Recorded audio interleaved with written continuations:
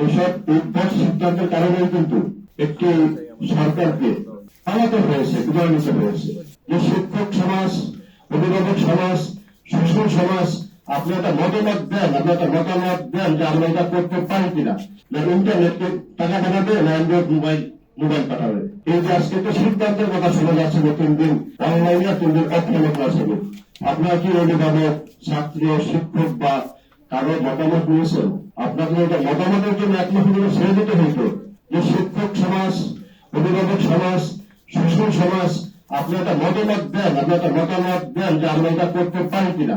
যদি সেখানে বেশিরভাগ অভিভাবক মতামত দেয় বা ছাত্ররা রাজি হয় যে আমরা অনলাইনে ক্লাস করবো, তাহলে আপনার পরিবর্তন জারি করতে পারেন। একটা উদ্ভট জরিপ দেখলাম 55% মানুষ চায় অনলাইনে ক্লাস হোক। কে করলো জরিপটা, কোথা থেকে আসলো? এইসব উদ্ভট সিদ্ধান্তের কারণে কিন্তু একটি সরকারকে পালাতে হয়েছে, বিদায় নিতে হয়েছে।